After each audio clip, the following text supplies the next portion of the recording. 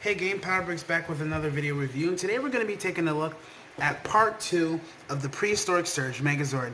Now, if you hear anything in the background, just as a disclaimer, it's just my fan next to me. But other than that, we will be taking a look at the Zord again. Since it was in demand for a part 2, I built a second Zord to collaborate with it. Now, you've of course already seen the first 5, the red T-Rex, we have the blue Loch Ness Monster, or the Diplosaurus, and then we have the Bumpocusaurus, which is yellow, which is also modified, guys. So I did do some tweaks to this Zord so that it can be more compatible with this, but not only that, just with the entire set as a whole. You'll see what I did. And then we also have the black pterodactyl, the white Arctic mammoth, and the green Spinosaurus. So we will be taking a look at each and every one of these together when they're combined, but for the most part we're only looking at the green guy for the review. So let's get into it. Okay, so here is the green Spinosaurus. Now here he is in all of his glory. Really nice figure. The not just the articulation, but the design that I went for when I did build it was different. Now, just getting a look at his face, we can get a look at his articulation. So his neck is on a ball joint, so you can get some good movement. You have an opening and closing mouth and a lot of teeth to choose from, so he can really chew up some monsters. His arms are rotatable, and they don't have hands for a reason. You will see. This is a very cool Zord. This is sort of based off of, just like the original Zord, it's based off of the MMPR, so this would be based off of the Green Dragon in a sense. So you really get a good look at him. Now his tail can wag like a dinosaur, which is cool, and his spine, if you take it out a little bit, we could just pull up and extend it. It sort of can rotate. It can still rotate, but it could obviously go better than that. But it doesn't matter. As long as it spins, that's fine for me, because this is more of a shelf toy anyway. So yeah, the legs do have a little bit of a kick to them, but not too much, and they can move outwards. And the feet are rotatable, but we don't want to do all of that really, because we want to transform it the right way. So we will do that right now, guys. Okay, so what does he turn into? Well, most would say a Megazord, of course, but for this we don't have another Megazord, we have another Dino mode. So we're going to take off his spine, which becomes useless. Set it to the side.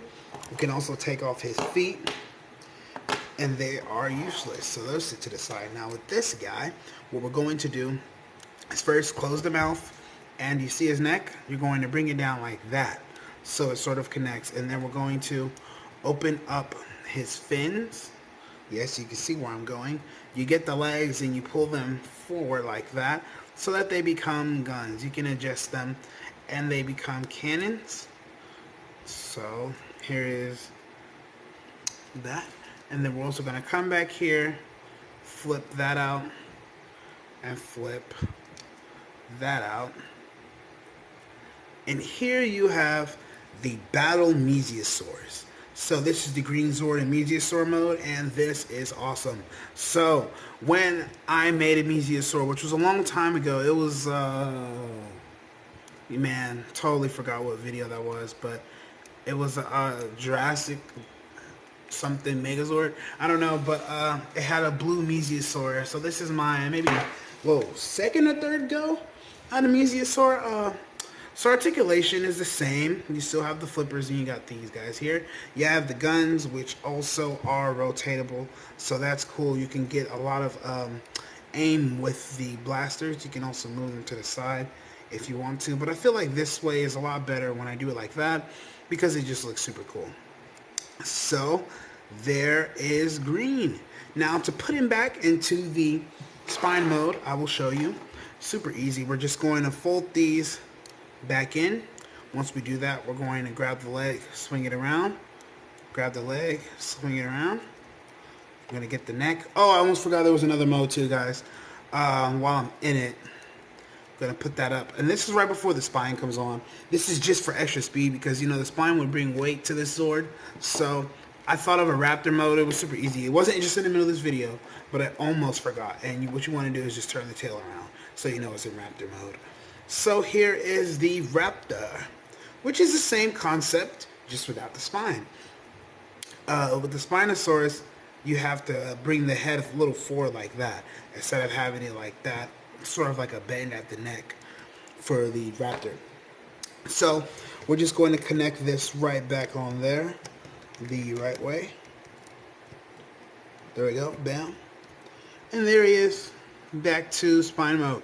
So there's simple stuff there. Really cool Zord. Now we're gonna size compare him to the T-Rex, of course. Obviously, we gotta compare these guys. So they are very close in size. The T-Rex is just a little bit smaller.